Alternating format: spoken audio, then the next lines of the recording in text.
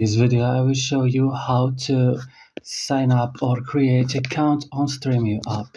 So let's learn how to do it. So after downloading Stremio app, you have to open it.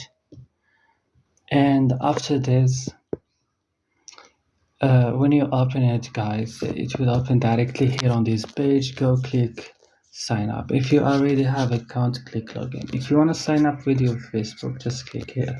Click sign up. Right now you have to add your email address, your password, and confirm the password and accept the terms. So as you see, I add my information here.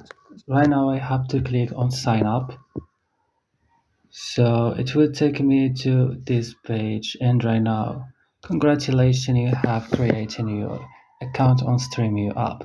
That's all in this video. Don't forget to like and also subscribe in this channel, and bye.